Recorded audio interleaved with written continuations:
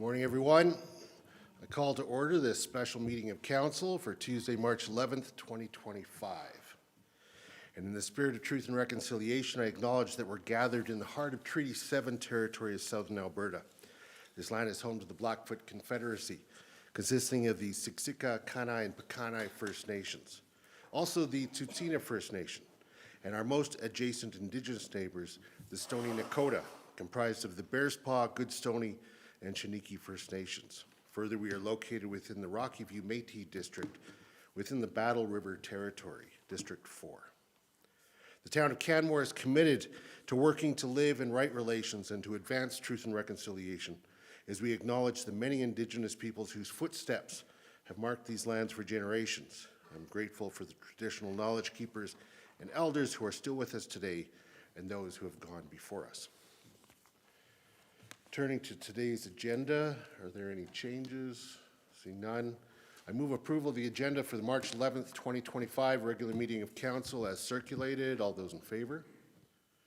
Carried unanimously.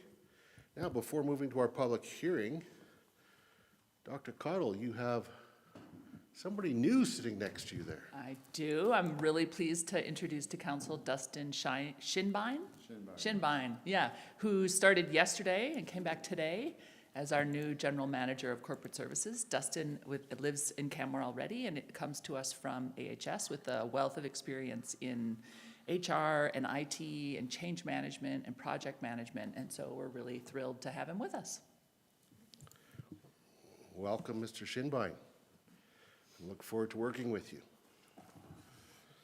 Okay, so we will now move to our public hearing.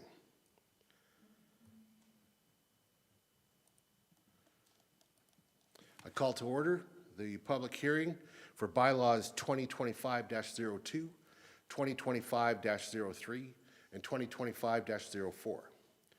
The purpose of these bylaws are to amend the Bow Valley Trail Area Redevelopment Plan, the TP Town Area Redevelopment Plan, and the Land Use Bylaw with respect to removal of tourist homes as a use for future approvals in those areas. The public hearing will proceed as follows. After I provide this introduction, administration will provide a summary of the matter under consideration to set a context for the hearing. Council will have opportunity to ask questions of administration after the presentation. Then I will invite members of the public to speak. There will be an opportunity for council to ask questions of clarification after each speaker presents. Once anyone present who wishes to speak has done so, the municipal clerk will provide the names of those who provided written submissions. Then council will again have opportunity to ask questions of administration before the public hearing is closed. And with that, let's move to the administration's presentation. Morning, Mr. Schneider. Good morning, Mr. Mayor, members of council. Before I get started, I'd like to introduce Ms. Liz Pollock, who is a development planner. She's been with the department for about 5 months, and she took the lead in doing community outreach and answering many questions about this bylaw and about this topic. So I thought it would be fair that that council get to meet her as well. Great, thank you. So good day, Ms. Pollock. Welcome. So we are here to talk about three bylaws. Two pertain to area redevelopment plans that are already in place, and one is for a land use bylaw amendment. The background of this is an implementation measure from the Housing Action Plan put forward by the Livability Task Force. The first bylaw is to remove language of tourist homes from the Bow Valley Area Redevelopment Plan. These are the sections that would be affected. The second bylaw is the affected sections of the TP Town Area Redevelopment Plan, again, that remove tourist homes as potential uses within the plan area. And then the third is the land use bylaw amendment. So these are the land use districts that we're proposing to remove tourist homes as a listed use. Now, as we noted before, when this matter was before council for first reading, There are still a number of areas within the town, basically within the, quote-unquote resort areas or the new areas for development where tourist homes are part of their area structure plans and are still listed uses. We felt that it would be prudent to undertake separate discussions with the project owners of Three Sisters, Silvertip, and Spring Creek Mountain Village prior to proposing any amendments that would affect those areas. So when a use is removed from the land use bylaw, it becomes a non-conforming use, which basically means it's allowed to continue to operate unless certain things happen. And the provincial legislation, the Municipal Government Act, covers a number of possible scenarios. But in this case, really, because there is a regime now to remove potentially that operators can remove their tax status from tourist home or commercial to residential, we felt that that was really the most important part of incorporating that within this bylaw. So we have a proposed amendment to the land use bylaw amendment, and this was put forward by Mr. Wilson, or it was suggested by Mr. Wilson to add clarity to the question of, for example, if a tourist home was vacant for a number of months, could it still operate as a tourist home? And the answer to that question is yes, because the applicant or the operator hasn't asked for the tax status to be changed. So that will be the governing factor as to how the non-conforming uses will be applied. So this will form part of our recommendations, which we'll be getting to in a moment. This is the location of the districts. And this is the public feedback that we had received. And we have received a steady stream of feedback from the public. And most of it has been clarification questions being sought, including the question of what does a non-conforming use mean. But as you can see, there's a lot that's related to, if I continue, will this somehow affect my taxes and just the ability to continue to operate an existing tourist home. So our recommendations are to give second and third reading to the two area redevelopment plan bylaws, to amend and I'm not exactly certain for what the mechanics of this would be, but it would be to amend the land use bylaw amendment prior to second reading accordingly, and then give the land use bylaw amendment second reading and then third reading. Thank you. Thank you, Mr. Schneider. And yeah, when I put the second reading for the LEB on the table, I will then move an amendment before we go to voting on the second reading. Okay. Yeah. And so just to confirm, and I know you actually stated it quite clearly, but just to reiterate, because a number of the written submissions that we received were concerns about the change of the current ability of tourist homes to operate.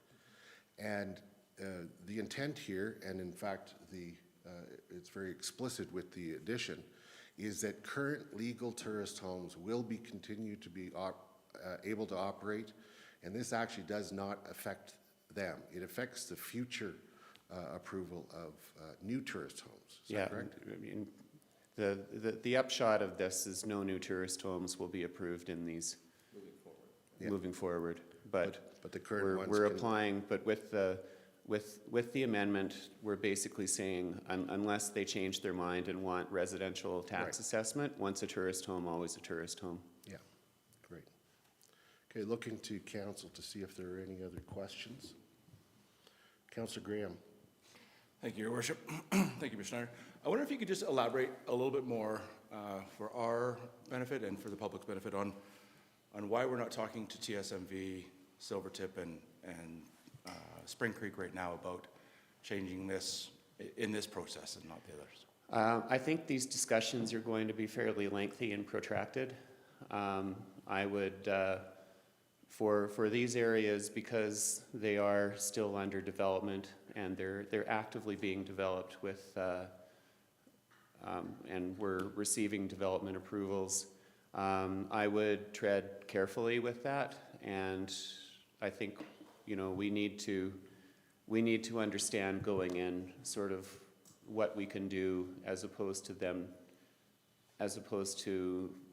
they have an existing area structure plans that I'm sure that they will want to defend, because the tourist homes are part of their marketing and they're part of their makeup as to how their communities are built.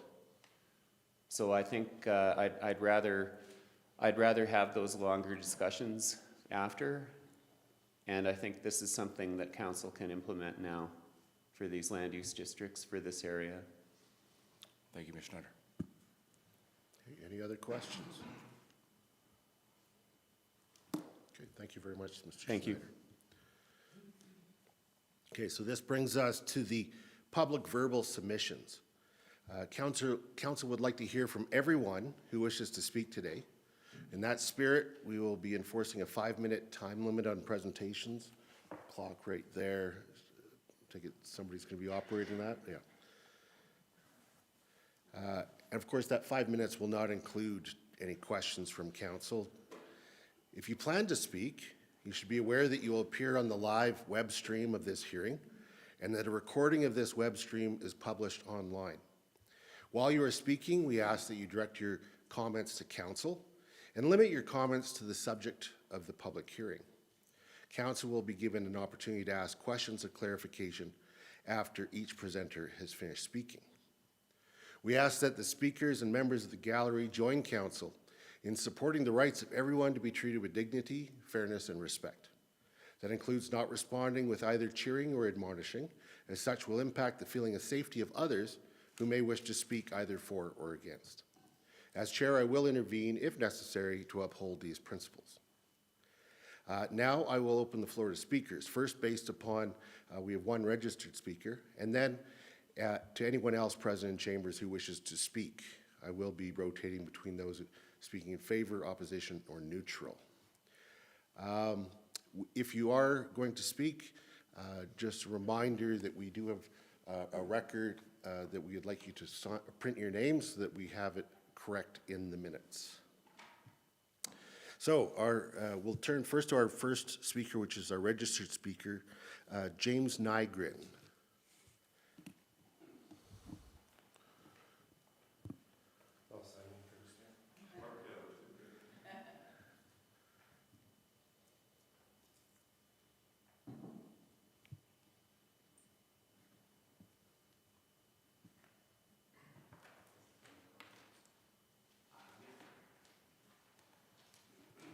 Good morning, Mr. Nygren. Welcome. Morning. Yep. Yes, I'm James Nygren. Just a bit of a disclosure. I own and have resided in a tourist home in Canmore as my primary residence for over 17 years with the town's full knowledge and approval. I reside in the development area covered by Bylaw 2025-02.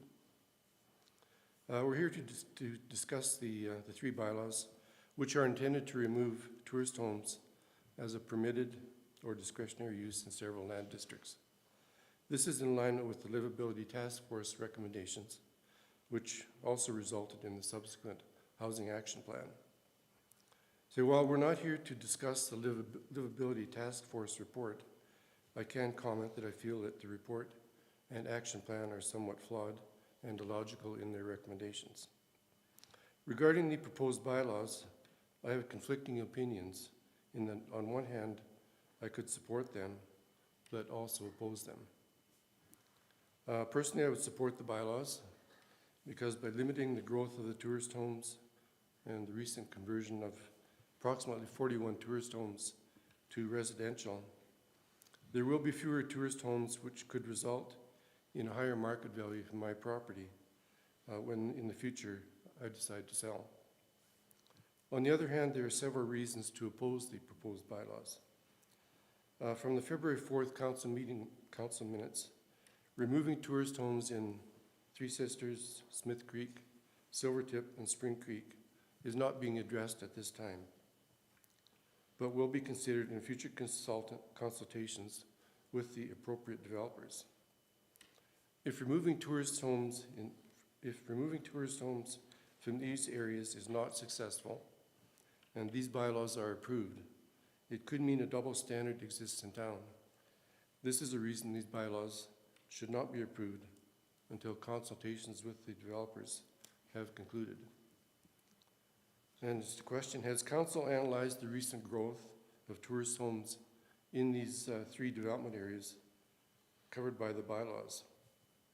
Is it significant enough to prohibit future tourist homes, or is council simply following the task force recommendations? Thank you. Great, thank you very much, Mr. Nygren. Before you sit down, are there any questions? Seeing none, thank you very much for being here and sharing your perspective. Okay, I'll look to ask if anyone else wishes to speak.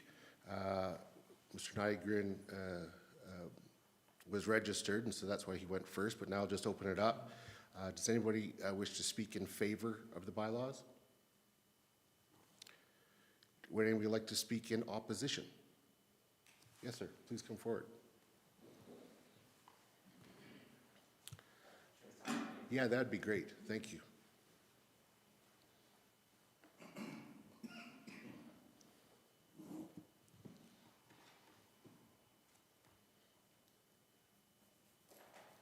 And sir, if you could welcome and if you could provide your name. Good morning, Mr. Mayor, council members. My name is Jonathan Hazard. My wife and I, we lived in Ontario, moved out here last year into a tourist home that we bought in 2014. And the reason why we bought it was because it was a tourist home and we had that flexibility where we could use it for short-term rentals. We could live there as our primary residence, or we could rent it out long-term and stay. And our initial plan was, in moving into our tourist home from Ontario, that we would stay for perhaps a year or two in our unit and then move out and then use it for short-term rentals and maybe buy another unit or live somewhere else to keep it as an investment. My wife and I are not rich. We poured pretty much all our money into our real estate and using this as our retirement nest egg, so to speak. Since we moved here in the spring of last year, we found out that the tourist home zoning is going to be eliminated. This, when I found out, doing a little bit of research, what's going to happen is approximately the value of our unit is going to go down by about 25%. From talking to other real estate agents and doing a bit of research, if we convert it to primary residence or residential use, our taxes would be lower, but the value of our unit will be substantially less, which will impede our retirement nest egg that we've been saving up so hard for. So this is kind of a surprise to us that when we bought it as a tourist home, the bylaws changed during the period when we have it, and we feel, while we love Canmore very much, we love this area, we respect everyone here in council, we think everyone in Canmore is like wonderful, we just love it here, but it just seems a little bit unfair to people like me. There might be others who are living in a tourist home and they want to keep it as a tourist home for future short-term rentals and whatnot, rather than have this not allowing to have that flexibility that we had before when we bought our unit. So this to me seems like this is the reason why I oppose it. Further, another reason why I kind of oppose it is because I understand there's a housing crunch here in Canmore. It's very serious.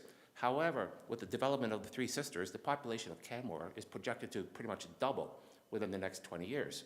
So is it really a need at this point to eliminate as much as possible tourist homes in order to make room for housing? Because some of the housing that is being developed will be for more lower income families and whatnot. And I can't quite see that in 20 years the population needs to double.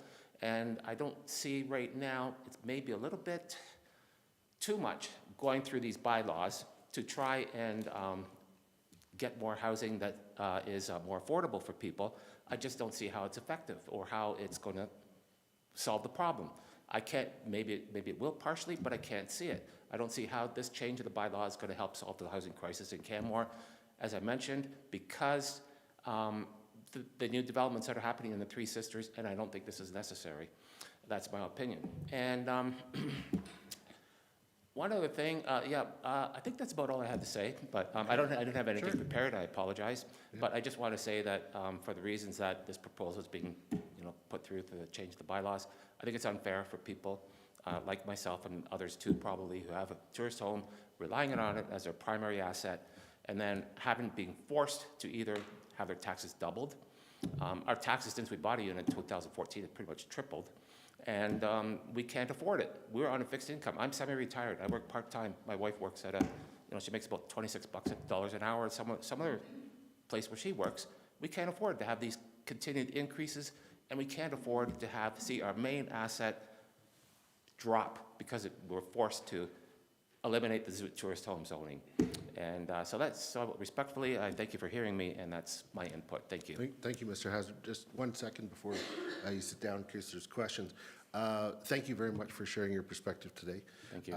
I just wanted to confirm, with your tourist home, you still have the flexibility to live in it and use it as tourism. That will continue. I believe what you're talking to is actually the change in the tax structure and removing of the ability to make a personal use declaration Yes. every year. Correct. That's not the subject of this hearing. I see. Because that's already been decided. Okay, I apologize. I didn't another realize time. that. No, that's fine, but I certainly hear your concern, and I understand the impact that has. So thank you for being here. Looking to see if there are any questions? No. Thank you again for being here. Thank you very much. Okay, looking to see if anyone else would like to speak to the motion. Yes, please come forward.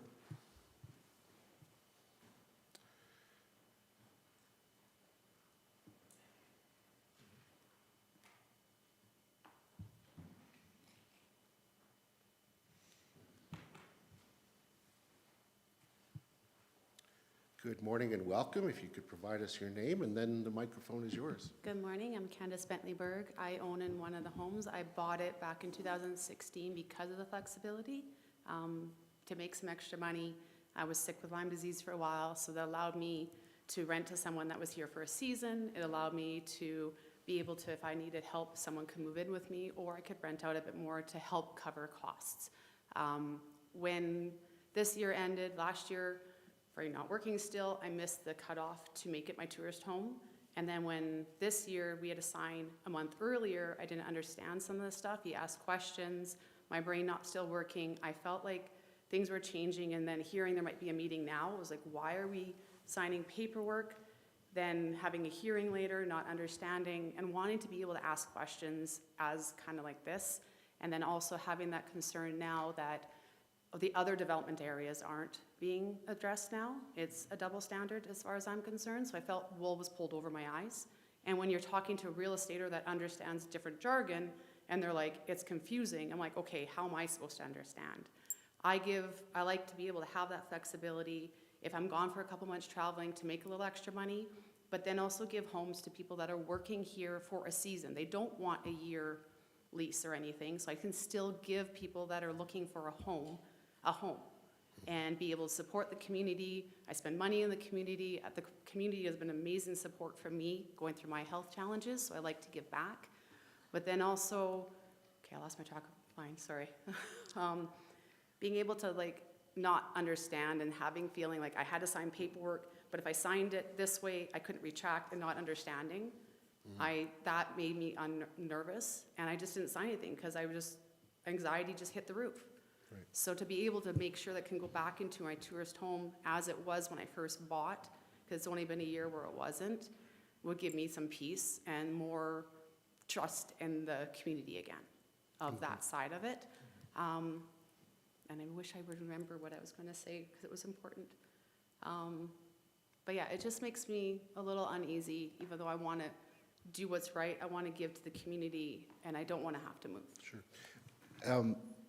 Yeah, and if you think of what you're going to say, you can please feel free to do so. I just wanted to confirm, I'm not exactly sure what forms you were talking about signing, and so perhaps after this hearing, you might want to talk to Ms. Pollock, who can answer your questions. Okay. But just to be clear, your tourist home can still operate exactly as you've just described. Okay. You can still be renting it out on a short-term basis or seasonally. The only thing that's changed, and it's not subject today, but previously, is you can no longer make a personal use declaration where you'd be taxed at a residential level. But if you had done that, you wouldn't be able to be renting out at all. So the tourist homes, as it is, the current ones that are currently legal, will continue to operate that way. Okay, because Okay. I missed having it as my tourist home. It had changed and I have to look at my paperwork. Yeah. And I wanted to re-put it as a tourist home. So it's automatic, if it's zoned as a tourist home, it's automatic. There's nothing that you need to okay. do to make it a Okay, 'cause tourist home. that's where like not understanding Yeah. and not being, What used to happen, originally when this came into play, it was just like we're moving, or is just like it is now, that there's only one tax rate for everybody. Okay. At some point, a personal use declaration was able to be made annually to say, I'm only gonna be living in it, I'm not gonna be renting it out, and then you'd get the residential tax rate. And that you'd have to sign every year to get that. That's been removed, not Okay. today, it's already been removed. Okay. But your home is still a tourist home. If it's never been rezoned and gone through a formal process to rezone it, Okay. then it's still a tourist home, and you don't need to do anything to keep doing what you're doing. okay. But I I would just don't maybe- want to get fined. Yeah, no. I can't no, afford it. No, that's fine. Okay. Our intent with this was never to take away people's ability to rent out their homes or use their home as a tourist home that are already legal. It's to allow that to continue to happen. It's just that we're not going to approve new ones in the Okay. future for these areas. So I'll look to see if there's any other questions. Councillor Graham?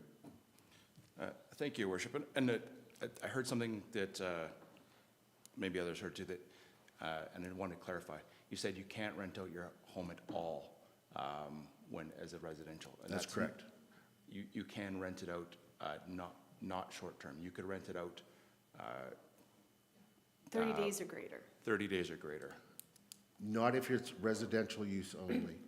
No. Dr. Cottle? Well, if you're residential use, you could rent it to a local full-time. But full-time, not Yeah. seasonally? Yeah, not, Right, That's not short-term, but you Yeah. can rent it out. yeah, You can still Does rent. does it make? not, you can't rent it as a tourist home, but you could rent it out, right, law. Actually, that's actually not the subject today. That's right. There are owners of businesses that would like to have rented out to employees, and they're not allowed to. So I actually don't think that you are allowed to do that. But in any event, it's just to say that you're to be using it. It's not the subject of today's hearing. Today is simply about not allowing tourist homes in the future. But in any event, those who are tourist homes can continue to operate as tourist homes. Thank you for the Okay. clarification. Yeah. Councillor McCallum. I just wanted to reiterate that to this, I'm sorry, and you stepped away. I just wanted to reiterate that Ms. Pollock is going to be happy to answer any questions. Yeah. And any analysis paralysis that you felt you were stuck in, Ms. Pollock, she is the lady. She's gonna get your questions answered, because I have watched over the last 6 months, and I've watched the mayor and Ms. Pollock and administration answer hundreds and hundreds and hundreds of emails directly to specific individual concerns. And so we've been doing that for months. And so we want to be a resource. So please use her as a resource. Do not get stuck in analysis paralysis. I know how it feels. It's awful. Please don't do that to yourself. Thank you, Councillor. Yeah. Okay. Looking now to see if there's anyone else that would like to speak to the subject matter of the hearing.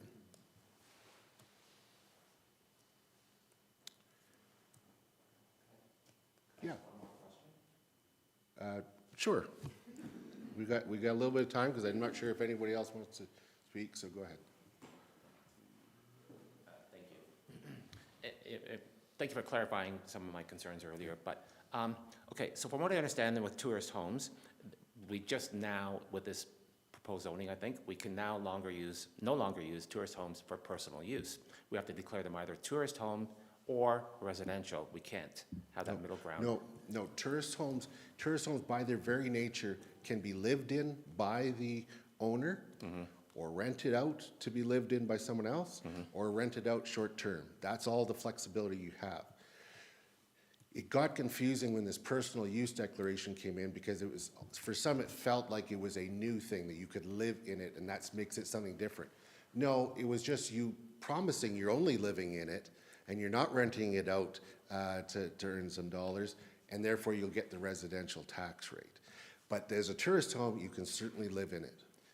Thank you. With all due respect, if previously, if tourist home, you could rent it, use it for own personal use, and then move out and put it back in tourist home and pay the hard tax. Is there any, I apologize for asking this question, but is there anything other than just an increase for taxes to the town by not being able to declare personal use? Will that help in the housing in any way, or is it just simply a tax increase that's being forced upon us? Well, there's a couple of things, and I can talk to. My apology for the way I'm asking the question. No, it's fine. I think Thank you. creating clarity is a good thing. The Livability Task Force looked at the reduction of the taxes for a tourist home to residential as being an anomaly that was not consistent. The original, it came in as an opportunity to have a potential commercial operation out of that unit, therefore taxed at the commercial rate. An exception was made. There was never any guarantee that it would continue, but an exception was made that you could pay a lower tax rate, which is gone. A tourist home is a home that can be used in that variety of ways, and therefore the higher value. And so if you get the benefit of the higher value because it has commercial potential, then you should also be taxed at the rate that you would if you were a commercial entity, which is why we removed the exception at the encouragement of the Livability Task Force. Will it increase housing? Well, it may.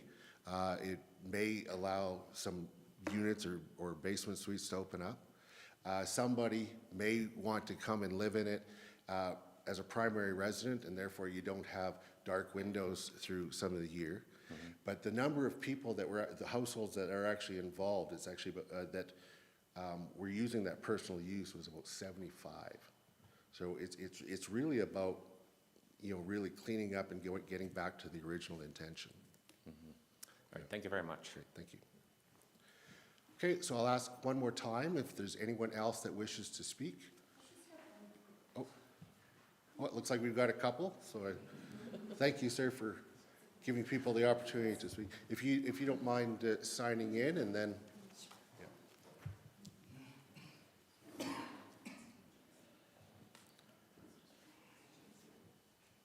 Good morning and welcome, and if you could Good morning, provide everybody. your name and then. I am Sharon. I'm long-term local. I've lived here for 30 years, and I'm also a realtor with Grassroots. Okay. And I just have a quick question. Yep. I would like to know, what is the percentage of the residential rate versus the tourist rate? Because I'm not quite sure. Yeah, the commercial rate that tourist homes are charged at, it's approximately, it gets set every year, but it has been approximately 3.1 times the residential rate. Okay. Thank you very much. Okay. Would anybody else like to speak to the hearing this morning? Sir, did you want to speak? Yeah, please come forward. Welcome. And if you don't mind signing your name and then.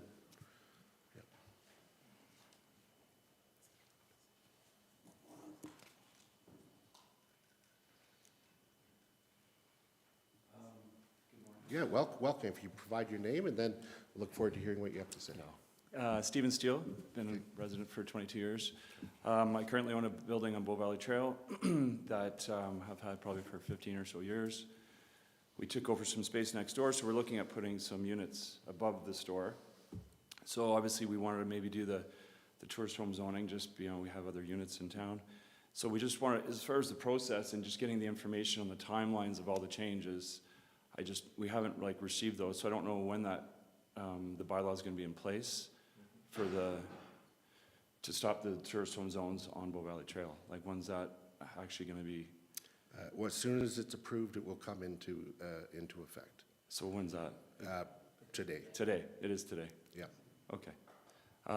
So if we, and if we're submitting, let's say if we do submit today for those tourist home zone, is that considered, or is that once it's? That's yeah. an operational question that I wouldn't be able to answer. You could ask Mr. Schneider and Ms. Steele. Afterwards, yeah. What the process will be, that after the public hearing closes, we will then consider second and third readings. If they pass, then they typically get drawn up, and in the next So that quickly? day or two, they'll Yeah. get signed and they come into effect, yeah. Okay.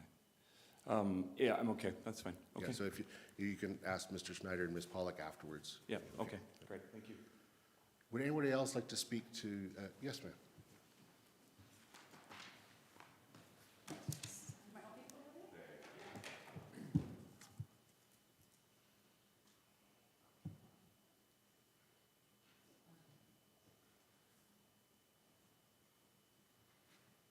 Good Welcome. morning, counselors. My name's Kennedy Wilson, and I am from S&T Properties. We are a short-term rental management company in the area. We currently manage around 180 properties. About 35% of those are tourist home zoned properties. Since this was announced, the amount of clients that we've had reaching out to us is pretty staggering, wondering questions about what is this going to mean for my property, and how is it going to look moving forward. A lot of people have purchased these properties, specifically the tourist-zoned properties, with the intention of eventually living in them. They've purchased them now. Their dream is to come to Canmore, be a part of the community, and in the time that it takes to get here and be a part of the community, they have to rent it out short-term. Their concern is that they have paid these increased prices to purchase these properties. When they move in them, they would obviously not like to pay a 9% property tax, I believe it is, would be the difference, to then eventually would like to sell again in the future. But if they do declare them as residential, they are going to be losing a significant amount of money in terms of the difference of a value of a tourist home as versus a residential property. Our clients are also opposed to the idea that this is a bit of a double standard between the, like everyone else has kind of said, between the zonings, between the areas, how there are still going to be approvals for potentially approvals for tourist homes in these other developments.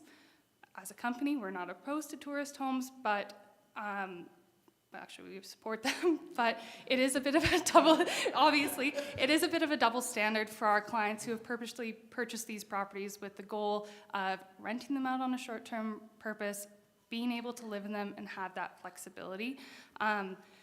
So really, to sum it up, we're concerned about the difference in the values of the property, the double standard between these, as well as there is a bit of an administration burden on you guys to be doing this every year.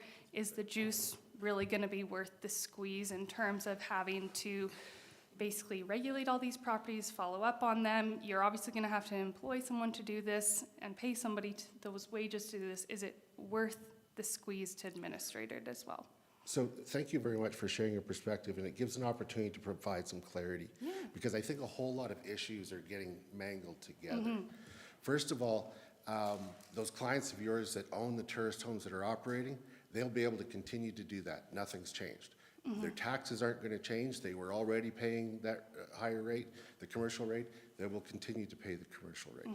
The only thing that's changed, and previously, not today, it's already done, is that you can't make the annual declaration every year if you're going to live in it to get a residential rate. Okay? And that's not going to change. That's right across the town. That applies whether you're in Silvertip, Three Sisters, Spring Creek, TP Town, downtown cities, whatever. That's already done. No double standard. The only question for those other areas is how the limitation's going to take effect, which doesn't have any impact on these zones that we're talking about today. So there really is no double standard. And yes, there is going to be a decision if somebody wants to live in their unit full-time. The decision they have to make is, can I afford to live here paying the higher tax rate? Or do I sell to recoup that extra value and perhaps buy into a residential zone if they would like to live, if they would like, Hopefully. if they would like to live in Canmore. So it does change things a bit. You do have a different choice to make. But that's all, I mean, that's what choices people make all the time about where they're going to live and what the tax rates are, and that's just part of the decision-making process. So, you know, in doing this, we're trying to achieve that balance of limiting the growth, because they do end up taking away from residential stock the more tourist homes you have going forward. while respecting the people's current rights. Now, the tax rates is something that's already been decided, and I've already spoken to that. So I hope that that addresses some of your concerns, and I really do appreciate you sharing your perspective. That's helpful. Absolutely. Thank you very much. Okay, thank you. Would anybody else like to speak? Yes, sir.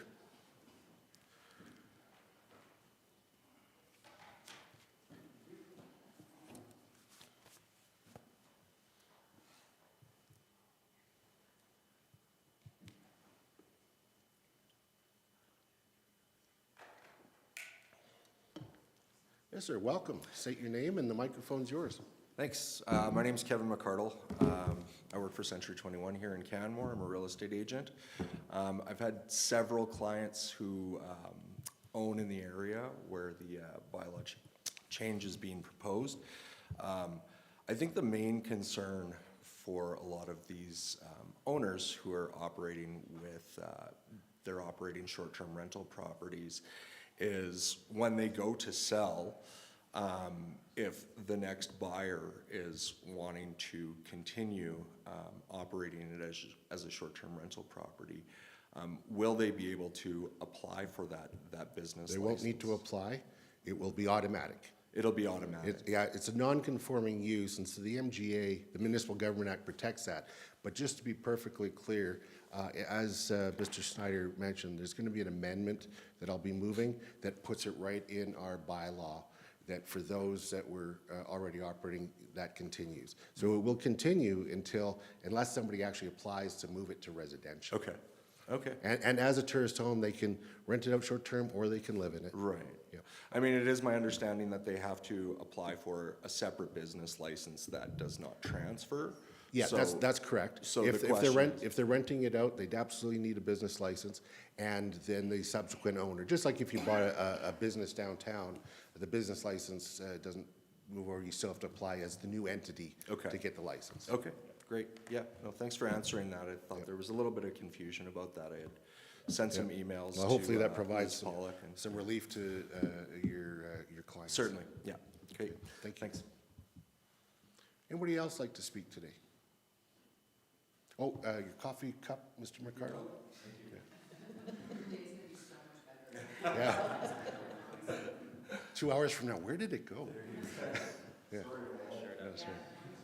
All right, anyone else wishing to speak? Okay, well, in that case, I will then ask administration, are there any other comments that you'd like to provide based on what you've heard? No, Your Worship. Okay, thank you, Mr. Schneider. Look to council to see if there are any questions that have arisen. Councillor Faubert. Thank you, Your Worship. Mr. Snyder, I've heard a few times a reference to the concept of a double standard. Is that something that applies when we're talking about the land use bylaw? I would say no, because basically we're looking to implement what we can do today. And if this is a priority of council, we received a council motion stating as such. So we're basically doing what we can today, but the clear understanding should be that we will be speaking with the other area developers as well on this. Great, thank you. Thank you, Mr. Schneider. I turn to Mr. Stiver to advise as to the written submissions that we've received. Thank you, Mayor Crosser. Yeah, we received 12 written submissions, one in a neutral unstated position, which is Philip Wilson, and then 11 in opposition. We have Richard and Dallas Colwell, Bob Fang, Ashley Frost, Charles Glahome, May Lee, Cheryl Rostek, Taryn Rostek, Jasminder Soen, Rashka Tulik, Jane Ward, and Alex Zoller. Great, thank you very much. And I do hope, having read those submissions, that those writers watch the streaming because many of their concerns, I think, may have been answered in the process of hearing from the public as well as answering questions. All right, with that then, I will close the public hearing. And everyone is welcome to stay and hear going through second and third reading. However, in the event that there are some people that want to move around and everything, we're going to take a 10-minute break before we do that. So we will return at 9:55.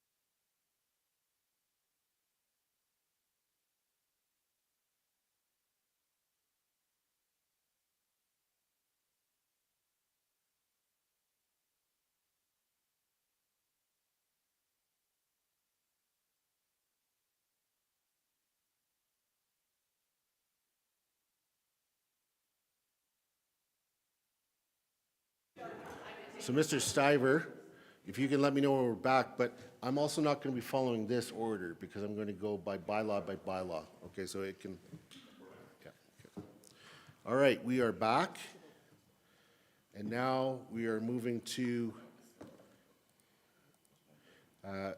items G1, and that is removing the tourist homes as use in various land use districts. We've already had the presentation, and so I will start making my way through the motions here. First of all, I'll move that council give second reading to Bow Valley Trail Area Redevelopment Plan Bylaw Amendment 2025-02, removal of tourist homes.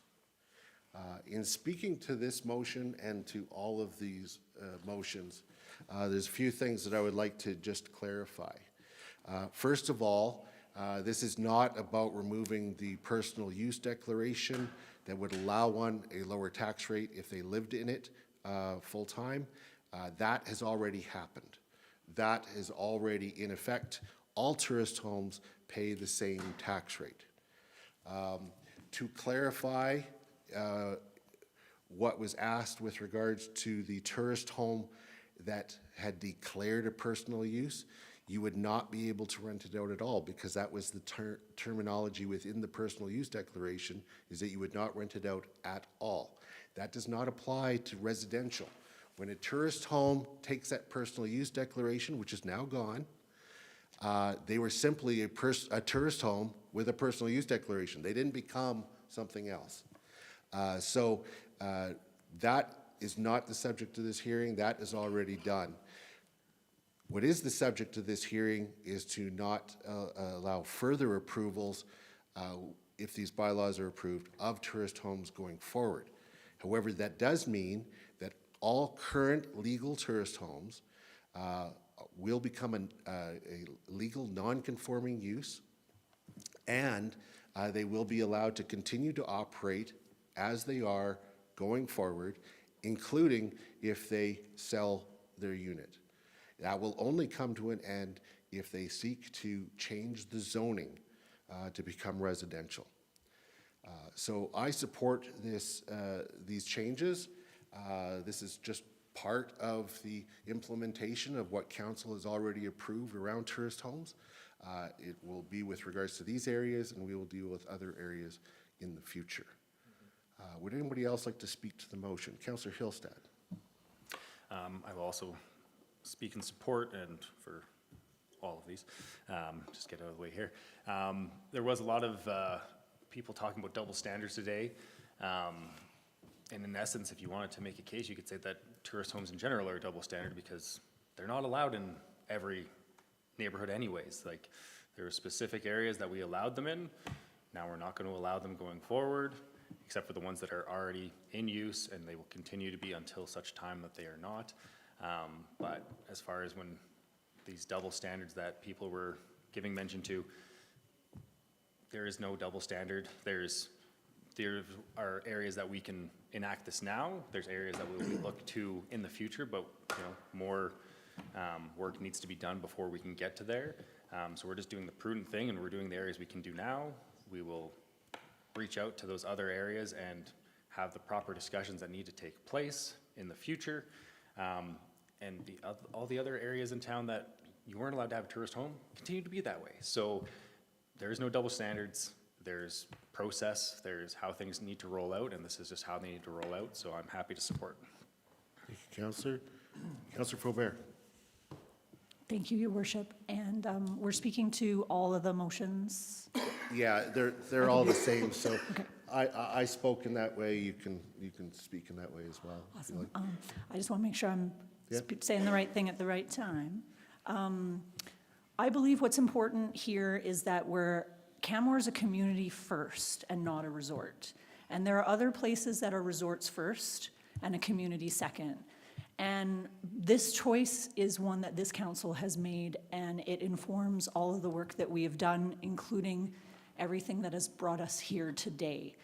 The areas specifically in these recommendations are established areas in our community. And what we're saying is that if this was 20 years ago, we'd be putting a cap on tourist homes. This is, to me, is a cap. We're saying what we have now, no more. This is enough, and we've looked at the effects of tourist homes on our residential community, our residential stock,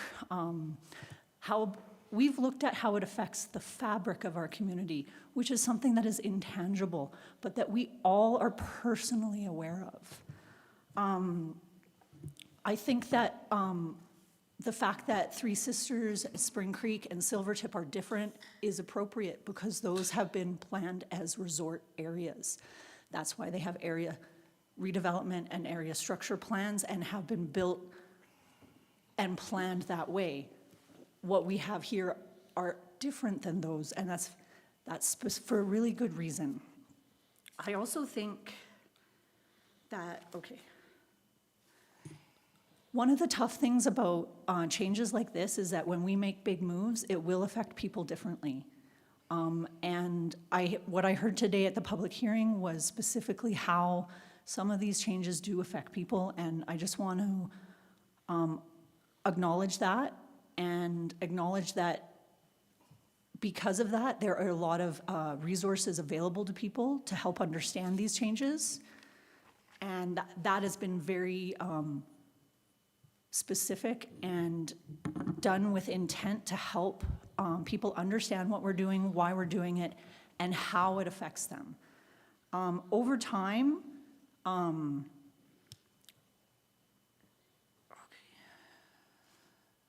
what I really like about the amendment that's coming as well is that it makes it very clear that if you have a tourist home now, you will have a tourist home forever. Nothing changes your tourist home unless you change it. And I think that that is really, that is something that should remove uncertainty from people, right? If that alone should help people understand that what we're doing doesn't change that. What we're doing says no more tourist homes. And let's just take a moment to respect the fact that tourist homes are commercial properties. And I know that people have used them as residential and feel like they're their home, and that's real. But the zoning is commercial. And we, for a long period of time, allowed personal use, and that required an administrative burden to manage as well. So I think that we are heading in the right direction on tourist homes, and we are heading in a way that we are actively managing how many there are in our community and what they're allowed to be, because this is a use that's very lucrative, right? And I get that people are concerned that if they go from tourist home commercial to a residential use, it loses value. Yeah, and that's one of the reasons why we're here today, is because we have enough tourist homes, and their value in the market means that instead of building homes, we will get more tourist homes if we don't put our community first.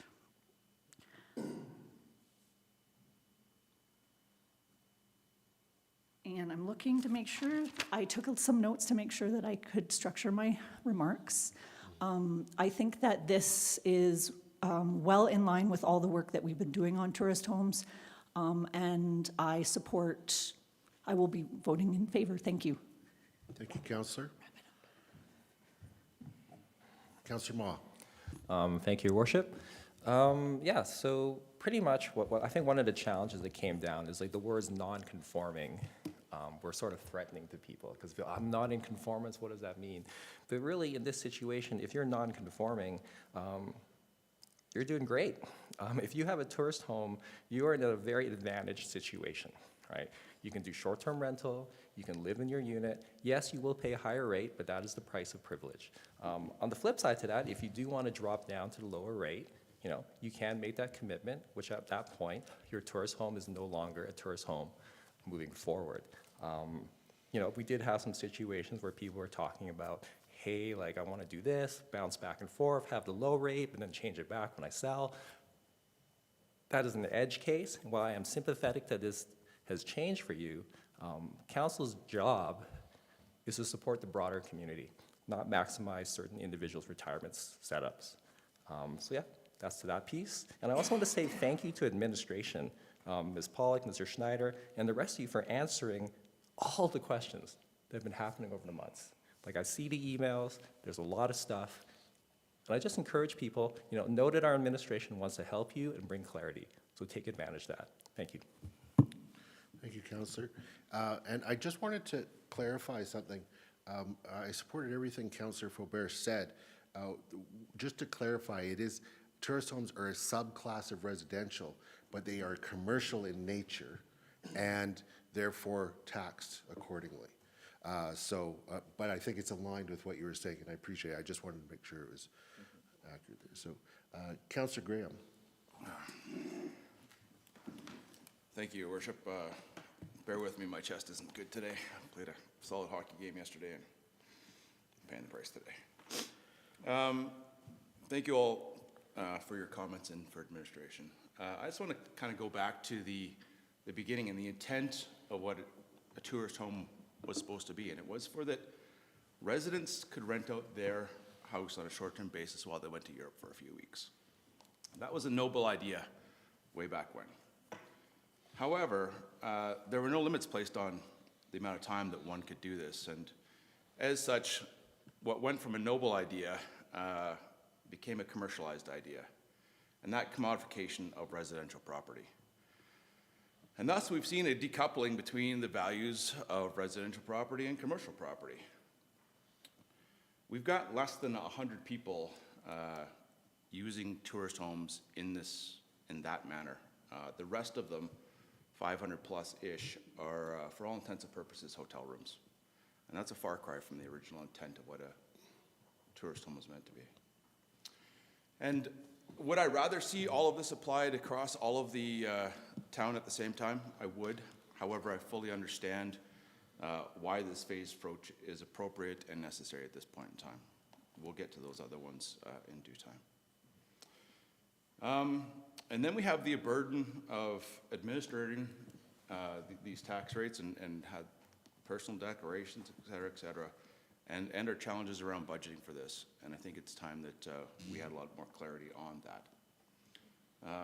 As such, council needed to address this issue, and we're doing so today.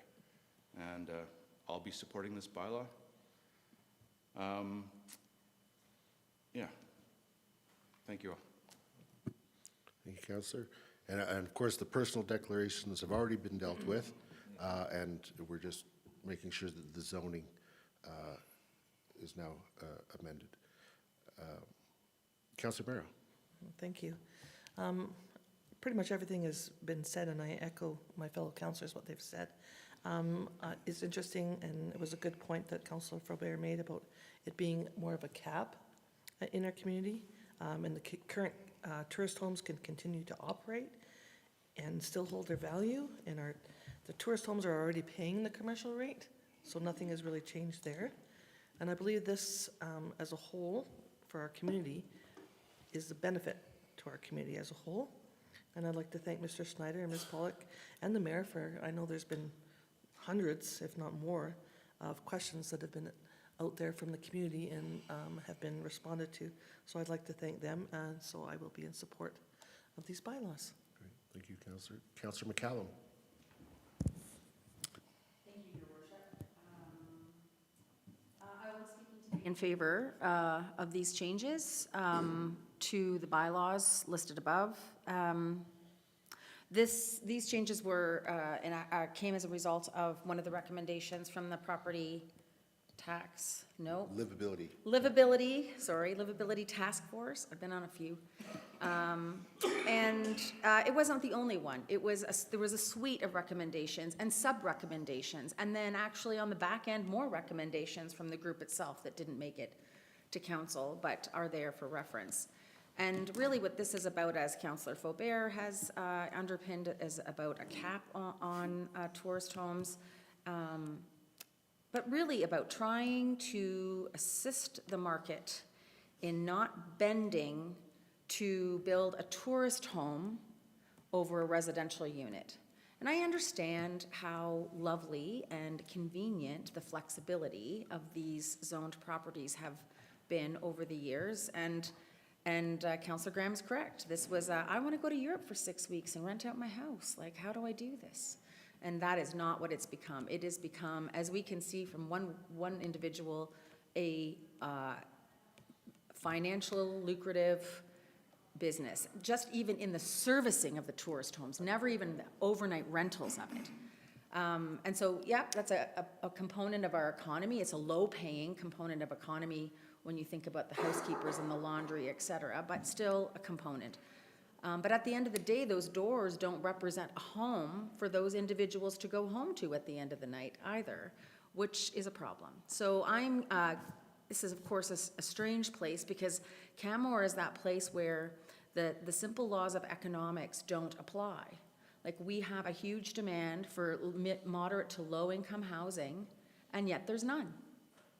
There's no additional doors being built on a regular basis, but the high income housing is, or tourist housing, et cetera. So as you all know, I feel that housing is a human right, and the commodification of housing is not something that I tend to support in general. However, we live in a community where that is a reality, and I believe that this is a step in the right direction in trying to assist the market to make the right decisions when it comes to helping our locals find housing. And this isn't a silver bullet. This isn't the only thing. This is one small component of many, many steps that this council and the next council, I believe, will make towards making Canmore more livable. Thank you. Thank you, Councillor. Councillor Ma.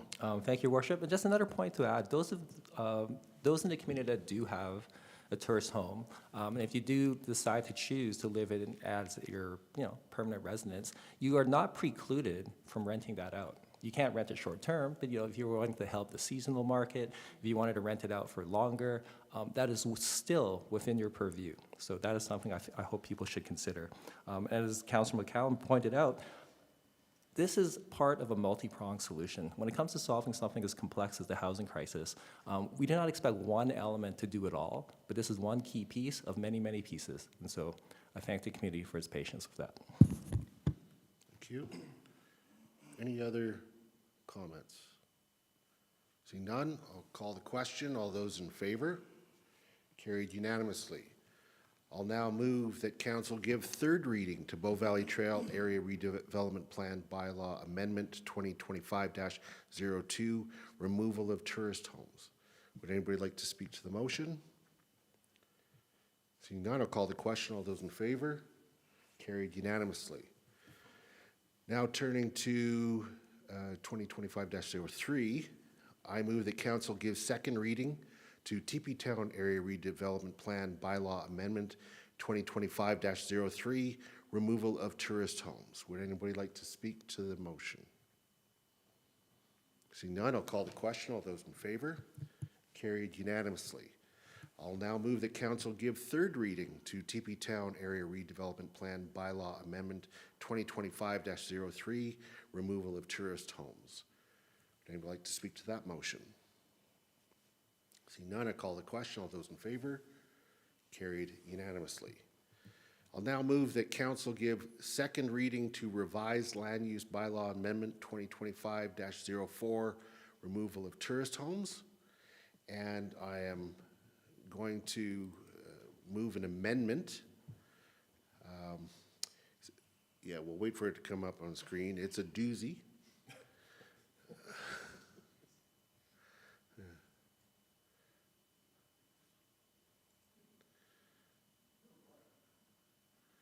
All right. Yeah. There we go.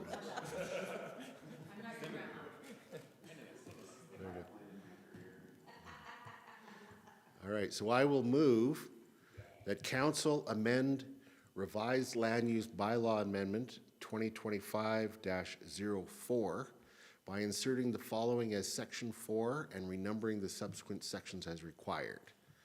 And it reads, 4, the following is added after subsection 1.16.0.6.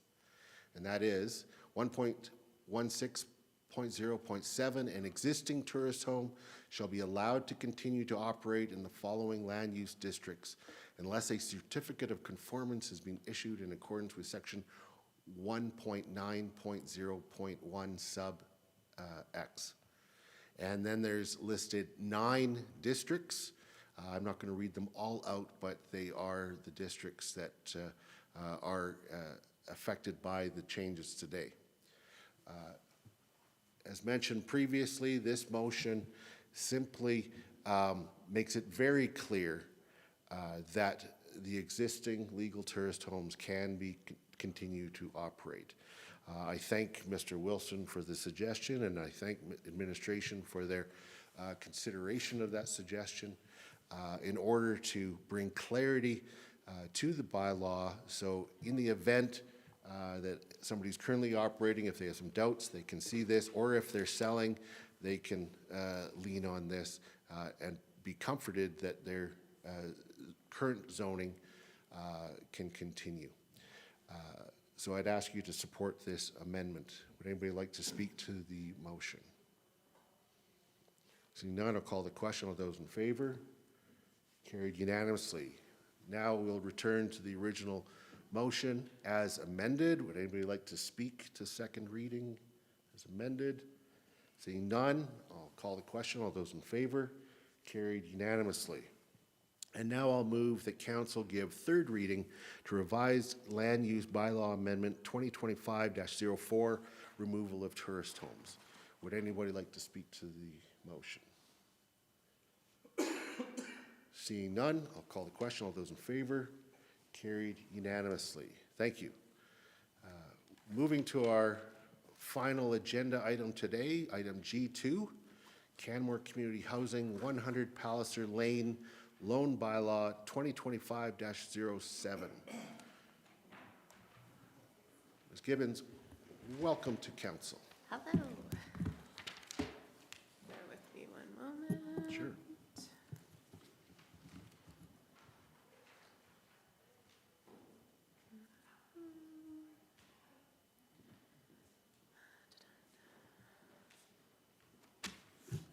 There we go. Good morning, Mayor and Council. I'll keep this short and sweet. I'm here today for a second and third reading of the Canmore Community Housing 100 Palliser Lane Loan Bylaw 2025-07. As such, the motion before you this morning is that Council give second and third reading to this bylaw. As a reminder, the purpose of the loan is to support the intended development at 100 Palliser Lane by CCH. It is intended to be a 144-unit purpose-built rental residential complex. CCH has applied to the Apartment Construction Loan Program through Canada Mortgage and Housing Corporation, CMHC, and this loan is to support CCH's required portion of the project. Once the construction has been completed and the project has been granted occupancy, and once CCH has a long-term insured mortgage in place, the proceeds of that mortgage will be used to repay the town. Since first reading, no petitions were received during the petition period. There we go. As such, in conclusion, the motion before you this morning, last time it was afternoon, the council gives second and third reading to this bylaw. I clearly need more coffee. Happy to take any questions at this time. Thank you very much. Ms. Gibbons, looking to see if there are any questions from council. I see none. Of course, it's been before us, and now it's gone through the advertising period.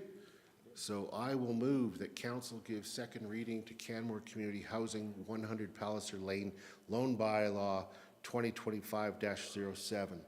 In speaking to the motion, I'm very supportive of this. This is essentially an interim loan while this project gets constructed, and then it will be taken out by traditional financing and the town will be repaid. This is one of a number of projects upcoming that directly impact our housing crisis and in a positive way. And so I'm very happy to see this project moving forward. Would anybody else like to speak to the motion? Seeing none, I'll call the question. All those in favor? Carried unanimously. I'll now move that council give third reading to Canmore Community Housing 100 Palliser Lane Loan Bylaw 2025-07. Would anybody like to speak to the motion? Seeing none, I'll call the question. All those in favor? Carried unanimously. And that brings us to the end of our agenda, and so I will move that we adjourn. All those in favor? Carried unanimously. Thank you, everyone. Have a good day.